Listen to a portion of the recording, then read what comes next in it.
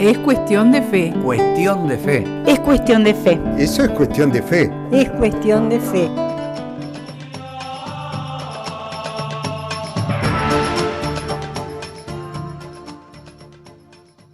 Nuestro planeta tiene una superficie total de más de 500 millones de kilómetros cuadrados. Como todos sabemos, la mayor parte de esa superficie, 70%, está ocupada por agua. Las fotos de la Tierra tomadas desde el espacio exterior nos muestran una bella nave azul, como dijera un poeta. De ese 30% restante, que corresponde a los continentes e islas donde se desarrolla la vida terrestre, la tercera parte, 50 millones de kilómetros cuadrados, corresponde a desiertos. Más que el hecho de ser un lugar vacío o con poca presencia de vida humana, animal y vegetal, lo que define al desierto es su clima árido, extremadamente seco. Tanto la flora como la fauna que vive allí se adaptan a esas condiciones, buscando la forma de retener la escasa humedad, y así también se adaptaron los grupos humanos que a lo largo de la historia de la humanidad han vivido y viven aún en el desierto. Uruguay no tiene zonas desérticas, aunque conozcamos sequías como la que estamos atravesando y tengamos también algunos terrenos tocados por la erosión. La palabra de Dios de este segundo domingo de Adviento nos invita a retirarnos por un momento al desierto, siguiendo espiritualmente al pueblo de Dios que se mueve hacia allí. Vayamos también nosotros a descubrir de qué se trata. La semana pasada decíamos que el Adviento tiene dos partes bien diferenciadas.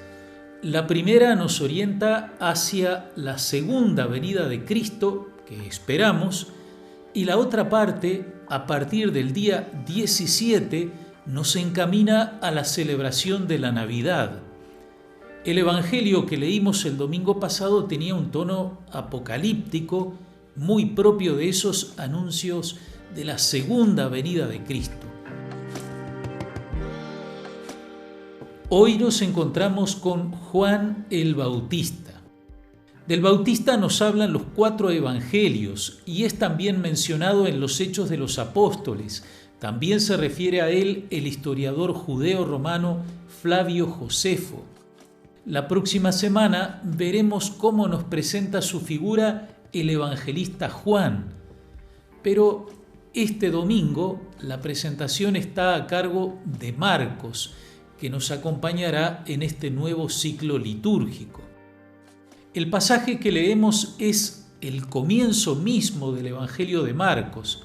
A diferencia de Mateo y Lucas, Marcos no nos trae ninguna referencia sobre el nacimiento ni la infancia de Jesús. El primer versículo es como el título y a la vez el programa del texto de Marcos. Comienzo de la buena noticia de Jesús, Mesías, Hijo de Dios. Buena noticia es la traducción de la palabra griega evangelio. Es la buena noticia de Jesús, de quien se nos dice que es Mesías. Mesías es la palabra hebrea que se traduce en griego como Cristo, de modo que podríamos bien decir Evangelio de Jesucristo. Decir que Jesús es el Mesías ya es una afirmación importante que merece la calificación de buena noticia. Como decíamos la semana pasada, el pueblo de Dios vivía en expectativa mesiánica, es decir, esperando que llegara ese enviado de Dios, ungido. Mesías significa ungido, ungido por el Espíritu Santo. El Mesías un Salvador que instauraría el reinado de Dios. A la afirmación de que Jesús es el Mesías, Marcos agrega que Jesús es Hijo de Dios. Es una noticia aún mejor. El Mesías no es solamente un buen hombre de Dios, sino que es el propio Hijo de Dios enviado por el Padre. Sin embargo, en el Evangelio de Marcos no se va a volver a hablar de Jesús como Hijo de Dios hasta el momento de su pasión.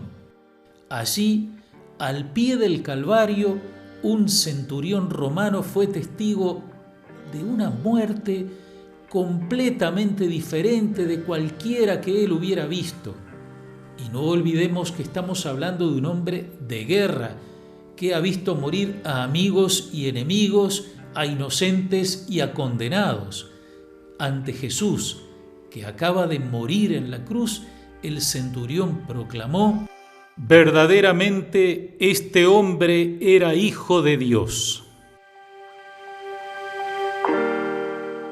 Ubicados en la afirmación central del Evangelio, Jesús, Mesías, Hijo de Dios, el evangelista introduce algunas referencias a los antiguos profetas. Como está escrito en el libro del profeta Isaías: «Mira, yo envío a mi mensajero delante de ti para prepararte el camino».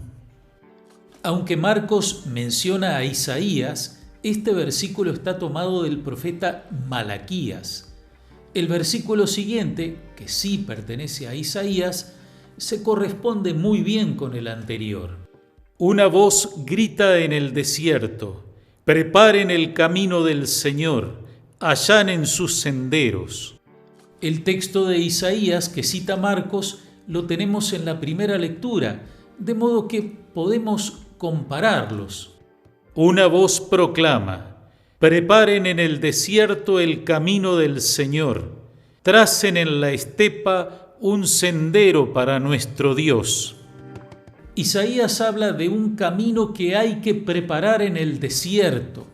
El profeta está anunciando el fin del exilio para el pueblo de Dios, el regreso desde Babilonia hasta Judea.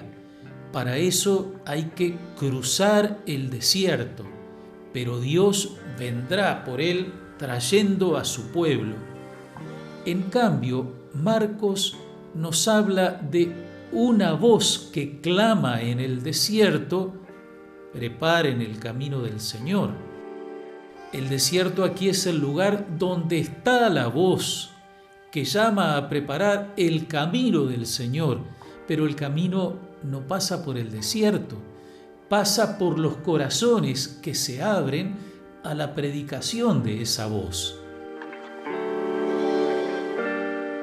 Para los israelitas, el desierto rememora dos grandes acontecimientos fundacionales. En primer lugar, el Éxodo, la travesía bajo la guía de Moisés desde la esclavitud en Egipto hasta la libertad en la tierra prometida.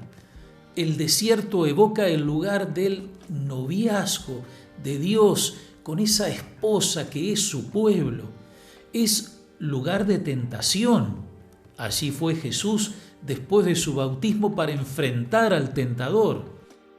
Pero es también el lugar de la alianza entre Dios y su pueblo. El segundo acontecimiento que evoca el desierto es como una refundación de Israel al regresar los exiliados desde Babilonia, según el anuncio de Isaías. En la tierra de Jesús, el desierto no está lejos, sino allí mismo. Hoy, una foto satelital nos permite ver lugares verdes y lugares secos, desérticos.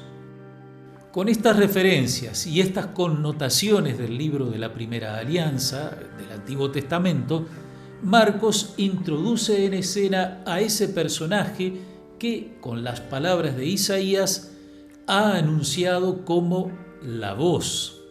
Así se presentó Juan el Bautista en el desierto, proclamando un bautismo de conversión para el perdón de los pecados. Generalmente decimos que alguien está predicando en el desierto cuando nadie lo escucha. Sin embargo, Juan no está hablando solo.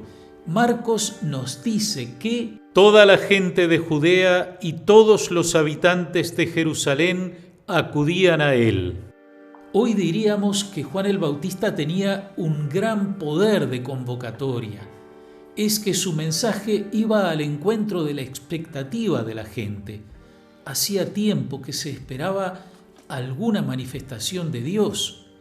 Dios parecía retraído. El espíritu que hablaba por los profetas parecía enmudecido. Y de pronto Juan irrumpió con toda energía. La gente se pasó la voz y todos fueron a su encuentro. La descripción de Juan el Bautista que hace Marcos es llamativa, pero dice aún más de lo que parece. Juan estaba vestido con una piel de camello y un cinturón de cuero, y se alimentaba con langostas y miel silvestre. Esta descripción nos da la imagen de un hombre de vida muy austera, pero el atuendo de Juan corresponde al del profeta Elías, como se lo describe en un pasaje del segundo libro de los Reyes. Era un hombre con manto de pelo y con una faja de piel ceñida a su cintura. El regreso del profeta Elías estaba anunciado por Malaquías. He aquí que yo les envío al profeta Elías antes que llegue el día de Yahvé, grande y terrible. En el Evangelio de Mateo, Jesús da a entender que esa profecía del regreso de Elías se cumple precisamente en Juan el Bautista. Dice Jesús a sus discípulos: Sin embargo, les digo, Elías ya vino, pero no lo reconocieron, sino que hicieron con él cuanto quisieron. Así también el Hijo del Hombre tendrá que padecer de parte de ellos. Entonces los discípulos comprendieron que se refería a Juan el Bautista. ¿Cuál es el mensaje del Bautista? ¿Cómo cumple él el mandato de preparar el camino del Señor? ¿Qué nos dice a nosotros para este tiempo de Adviento? Lo que propone Juan es un bautismo de conversión para el perdón de los pecados. Ese bautismo no era nuestro bautismo sacramental, pero para la gente de aquel momento era un paso importante. Juan estaba a orillas del río Jordán. Las personas que se acercaban se hacían bautizar en las aguas del Jordán confesando sus pecados. En esas dos líneas tenemos una serie de palabras clave: pecados, confesión, conversión, perdón, bautismo. Decíamos que el bautismo de Juan no es nuestro actual bautismo, y es el Bautista mismo quien señala la diferencia. Yo los he bautizado a ustedes con agua, pero Él los bautizará con el Espíritu Santo. En distintas civilizaciones ha habido ritos relacionados a un baño con agua para marcar el comienzo de un cambio importante en la vida, una especie de nacer de nuevo. En la antigüedad, en Egipto, en Mesopotamia, en la India, este rito formaba parte de la entronización de un rey. Ya antes de Jesús, el movimiento de los fariseos buscaba, con mucho celo y dedicación, acercar a los paganos a la fe en Yahvé. Jesús nos habla de los esfuerzos de los fariseos por conseguir prosélitos, es decir, seguidores entre los paganos. Recorren mar y tierra para hacer un prosélito, dice Jesús. Aquellos que creían y querían unirse al pueblo de la primera alianza debían circuncidarse como todo varón judío, pero además recibir un bautismo. Entendamos bien esto. En la práctica de los fariseos eran los paganos, no los judíos, quienes debían bautizarse. Al llamar a todos a arrepentirse y bautizarse, Juan es rechazado por los fariseos. Dice Lucas: los fariseos y los maestros de la ley, al no aceptar el bautismo de Juan, frustraron el plan de Dios sobre ellos. Había también otras razones para que los fariseos no reconocieran a Juan como un profeta, pero el hecho de que ofreciera el bautismo a todos es una de ellas. El bautismo cristiano tiene el efecto de perdonar los pecados, pero es mucho más que eso. Es un signo eficaz que realiza lo que significa la unión del bautizado con Jesucristo muerto y resucitado.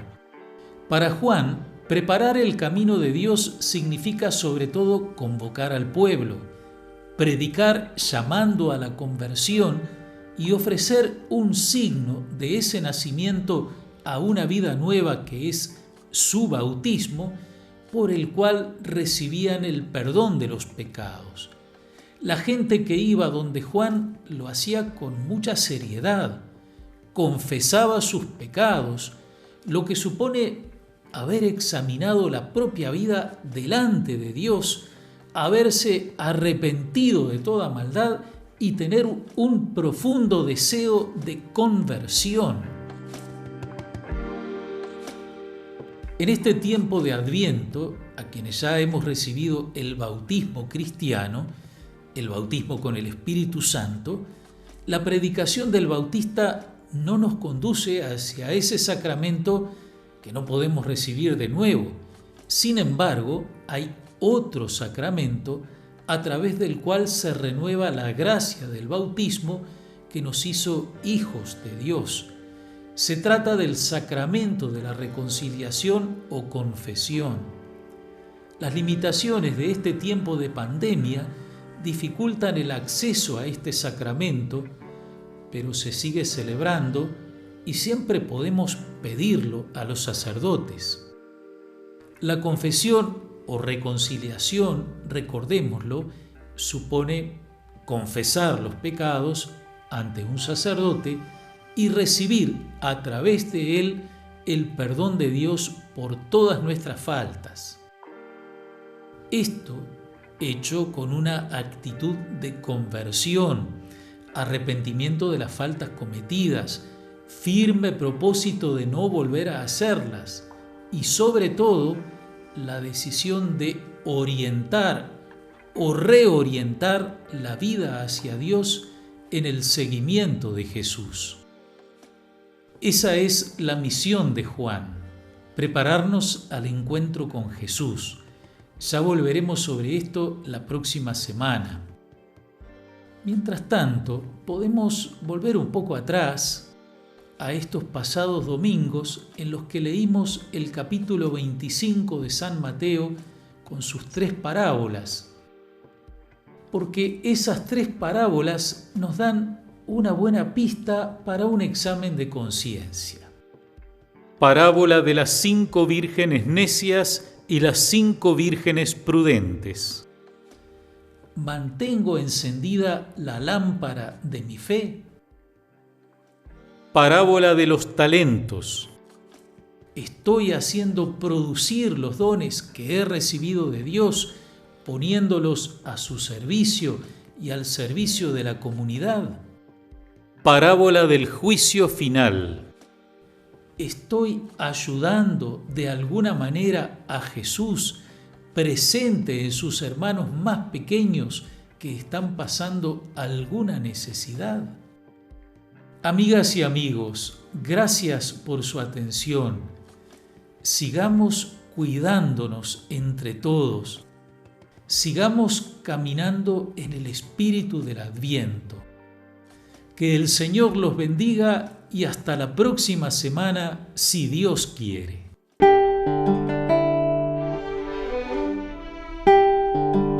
Es cuestión de fe.